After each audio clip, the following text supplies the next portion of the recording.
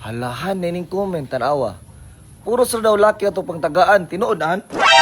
Uy, baw ni mo ikaw, mga tagtag pangbae, di ba? Manghatag tang pababay kini nangabot ng mga stocks nato. Tanawa. Tanawa.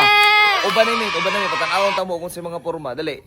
Dali ning abot ng mga stocks nga pang babae murag 80 ka buok. Dali, duol. Oh, tanawa. New Balance. Oh.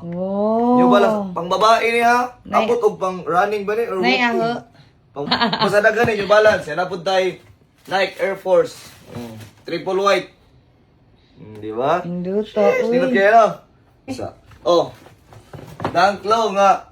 Ambot pink. Hala, cute lagi Nice, na. no? Purple Pink o o lavender. Ha?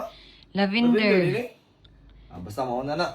Basta natin daghan diri pang babae. Okay, Hala. karon pa ni abot guys. Karon pa ni abot. Dapat to diri Jordan. So mga pangbabae na imong Yes, gigawas. oh, tanawa. Wapay Alin apil. putol. Oh. Oh, wapay apil agkuan Pang katong mga lalaki. panglaki. Oh, wala pa. Tadi to ang pang lalaki.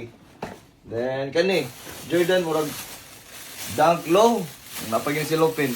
Oh, di ba? Di ba? Excited ako rin maghatag sa mga babae na po. Wow. Pero syempre, nagi po na mga lucky good. Kaya guys, kung mo-comment gani mo, dapat na name, number, o address para di mi maglisod o padala o asa mo dapit sa Pilipinas. Alright?